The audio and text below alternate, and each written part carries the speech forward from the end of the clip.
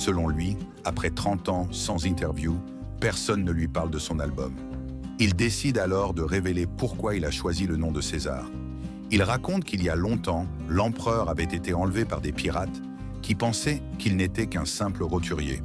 En conséquence, ils avaient demandé une rançon ridicule. César leur ordonna alors d'augmenter la somme pour qu'elle corresponde à sa grandeur. Cela prouvait que même captif, un roi reste un roi. Et après avoir été libéré, César est revenu avec son armée pour crucifier tous les pirates. Moreri conclut alors que l'interview est terminée. À ce moment, ses fidèles attrapent Stan et lui plantent un couteau dans la poitrine. Bianca essaie de réagir quand Belle tente de l'arrêter, mais elle parvient à la repousser et frappe la jeune femme à mort, comme si elle se souvenait de l'époque où elle avait éliminé un prédateur, tant sa rage était violente. Dans ce chaos, Ariel profite d'une ouverture pour s'enfuir par une fenêtre. Elle doit désormais trouver un moyen d'échapper à ce culte de tueurs fous.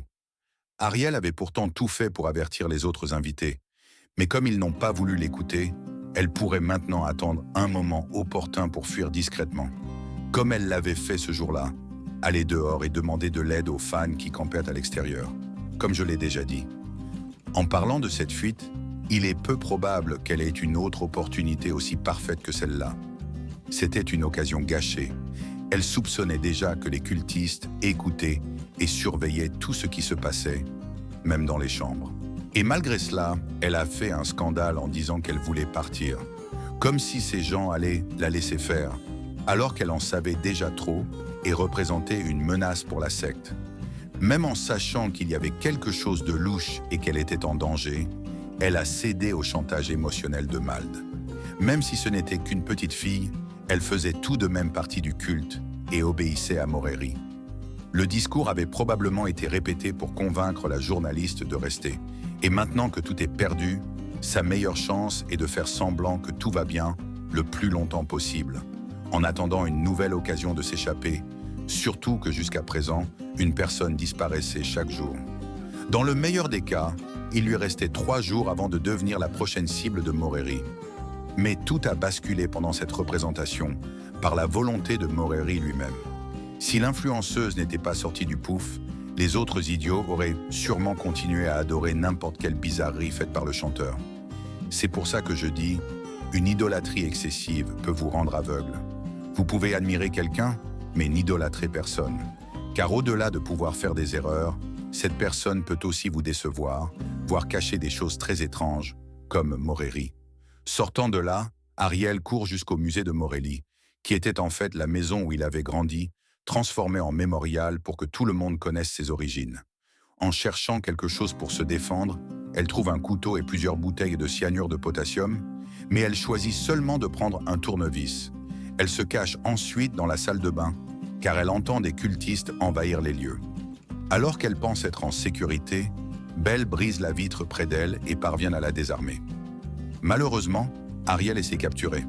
Quand elle se réveille, elle est attachée avec Clara, entourée de cultistes qui commencent une sorte de rituel avec Morelli. Il dit qu'elles seront les sacrifices, car pour créer quelque chose de parfait et se connecter avec le divin, il faut offrir quelque chose en retour. Les fidèles commencent à servir des boissons aux invités. Et juste avant le sacrifice, Rachel s'approche d'Ariel et lui dit qu'elle va l'aider, car elle l'apprécie. Elle lui demande de courir jusqu'au portail et de tourner à droite jusqu'à voir les lumières de la ville. Ariel se libère, renverse les autels enflammés, et les flammes touchent la cape de Moreri, qui prend feu. En voyant leur maître en flammes, les fidèles courent pour l'aider, créant la brèche parfaite pour Ariel, qui prend un véhicule et fonce vers la sortie. Mais Belle ne compte pas la laisser s'échapper si facilement et la poursuit. Ariel est plus rapide et parvient à sauter par-dessus le mur avant que la cultiste ne l'attrape. Elle se blesse cependant la main à cause des barbelés. Elle demande alors de l'aide à l'un des fans de Moreri qui campait dehors. Mais l'homme veut seulement savoir si elle a déjà rencontré le grand Moreri. Voyant que Belle se rapproche, elle donne un. Elle tranche la gorge du gars et lui vole sa voiture, réussissant à s'échapper de cet endroit macabre. 2 ans plus tard, on voit Ariel être interviewée dans un podcast. Après avoir survécu à cette folie, elle a écrit un livre racontant cette expérience macabre, exposant tout ce qu'elle a découvert sur le culte de mort et révélant que lorsqu'elle est revenue avec la police dans le complexe, elle n'a trouvé que le chanteur assis au piano, les corps des invités étendus devant lui, attendant que la police vienne l'arrêter. Quant aux membres du culte, aucun n'a été retrouvé, pas même leur corps. Ariel pense qu'ils se sont tous donné la mort, car l'intégrité du groupe avait été détruite. Cependant, au milieu de l'interview, elle reçoit un appel de Yusfal.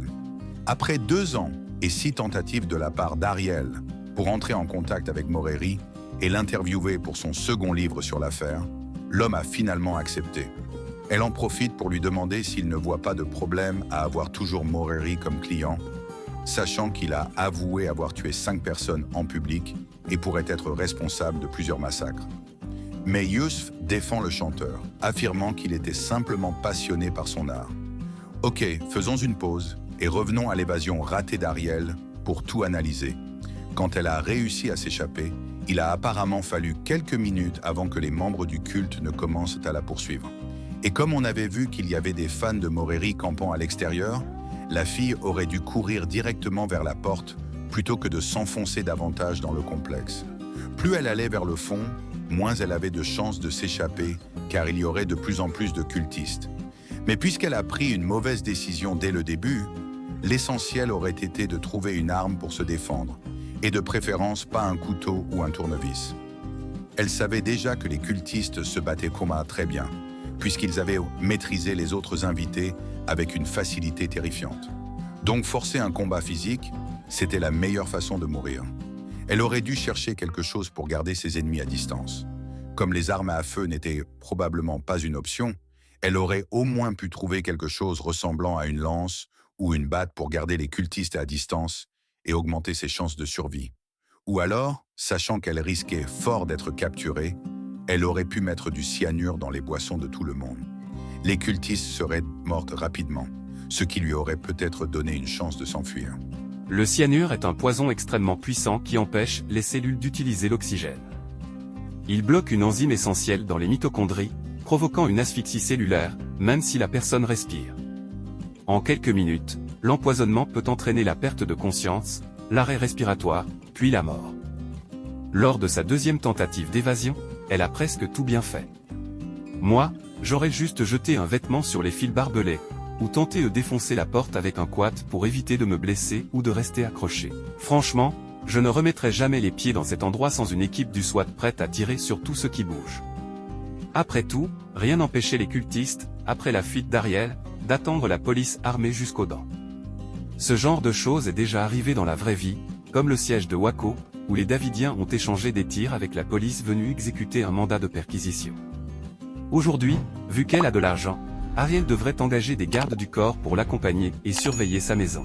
On ne sait pas si les cultistes sont vraiment tous morts, car aucun corps n'a été retrouvé. Mieux vaut prévenir que guérir.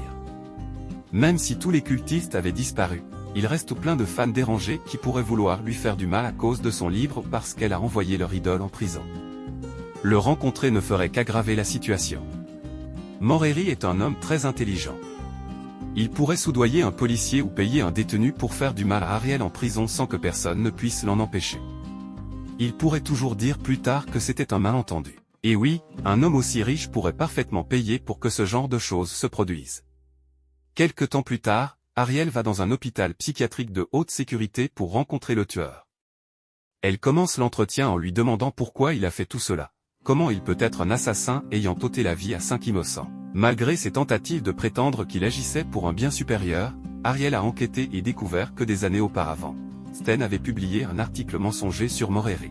Clara s'était moquée de sa calvitie en direct à la télévision. Bianca avait pris des photos très compromettantes de lui dans les années 90, et Emily avait aussi raconté des choses étranges à son sujet à propos de son retour. En somme, ce n'était pas seulement Bill qu'il détestait. Et ce fou non seulement a tué ces gens pour des raisons insignifiantes, mais il était aussi responsable de centaines de morts. Mais il dit que les cultistes ne sont pas morts. Ils sont dispersés dans le monde, enseignant à d'autres la véritable créativité, en attendant le bon moment pour se révéler. Il raconte qu'Ariel a été laissée en vie volontairement, car il leur fallait quelqu'un pour diffuser leur message à un maximum de personnes. Ils l'ont choisie, car elle était un réceptacle pur, non corrompu par la gloire, la richesse ou les clics faciles. Maintenant que tout le monde sait ce qui s'est passé, d'autres personnes intéressées par le culte vont se manifester. Le monde s'effondre, réchauffement climatique, guerre, dettes, et des gens de plus en plus malheureux. Ce qu'il manque, ce sont des leaders créatifs pour libérer leur essence. Mais désormais, plusieurs personnes créatives émergeront pour devenir des leaders au bon moment. Après avoir lâché cette bombe, il s'en va, laissant Ariel complètement sous le choc. Quelques jours plus tard, elle est invitée à une autre interview. En discutant avec l'animatrice, elle remarque que celle-ci porte un collier de perles identique à celui des cultistes et comprend qu'elle a réellement aidé à propager le message de Moreri, devenant une pièce de plus dans le jeu de la créativité. Elle n'a survécu à cette entrevue que parce que Moreri l'a voulu. Il n'était même pas menotté, les gardiens lui tournaient le dos. Il aurait pu la tuer sur le champ, mais ce qu'il a fait est pire encore, elle a été utilisée pour transmettre leur message. Et elle est tombée exactement dans le piège tendu par Moreri. Maintenant qu'elle sait que les cultistes sont toujours dans la nature, comment peut-elle faire confiance à qui que ce soit? L'animatrice portait un collier. Mais qu'en est-il des autres personnes de son quotidien? Un chauffeur, un livreur, quelqu'un qu'elle croise dans la rue? À ce stade, n'importe qui pourrait faire partie du culte. Et Ariel n'en aurait aucune idée. Et comme cet homme est une légende, elle n'a pas beaucoup d'options. Une serait de continuer à écrire sur Moreri, bâtir sa propre renommée, peut-être, dévoiler le véritable objectif du culte. Le problème, c'est qu'on ne peut pas vraiment savoir quel est le véritable objectif de Mori. D'après ce qu'il dit, c'est d'inspirer les gens et de les rendre à nouveau créatifs. Ce qui, à première vue, ne semble pas mauvais. Mais il faut bien admettre que tout leader de secte sait parfaitement déformer la réalité pour vendre une idée. Une autre option serait de passer à une nouvelle histoire et de laisser celle-ci derrière. Bien sûr, les dégâts sont déjà faits, mais si elle publie un second livre et continue à parler du sujet, elle ne fera qu'exactement ce que Moreri attend d'elle. Et si elle abandonne cette histoire, cela pourrait sembler plus sûr. Mais si les membres de la secte voient ça comme une trahison, s'ils pensent qu'elle a cessé de remplir son rôle, alors c'est là que le danger commence. Car une secte peut t'utiliser, mais elle peut aussi te punir si tu t'éloignes de la ligne. Elle s'est donc retrouvée dans une impasse. Soit Ariel devient une enquêtrice essayant d'exposer la secte, soit elle devient la porte-parole de cette même secte, en prétendant faire du journalisme. Avec un peu de chance, comme Moreri est emprisonné, l'idée pourrait s'affaiblir avec le temps, car ses fidèles sont dispersés, sans contact avec leur leader. Cela pourrait les amener à revenir à une vie normale, en abandonnant peu à peu les doctrines qu'ils suivaient dans la secte. Mais si quelqu'un comme Jorg prend le relais et recommence à diffuser la parole de Morel d'une manière ou d'une autre, alors ce sera terminé. Et si elle veut vraiment mettre fin à cette histoire, Ariel va devoir faire un choix difficile. Soit elle disparaît un moment et détruit la secte de l'intérieur sans nommer qui que ce soit elle accepte de devenir une cible pour chaque mot qu'elle écrira. Car la secte de Morel n'est pas morte, elle est juste devenue plus subtile. Alors si elle veut vraiment détruire la secte, elle devra créer un réseau de personnes de confiance qu'elle aura elle-même vérifié, et qu'elle pourra surveiller. Elle devra avoir une sécurité personnelle fiable sans paraître paranoïaque, commencer à écrire sous pseudonyme, déménager, et mettre en place des mesures de surveillance passive comme des caméras, des brouilleurs de signal et un VPN. Tout cela ne détruira pas immédiatement la secte, mais lui donnera un peu de répit pour respirer et élaborer une bonne stratégie.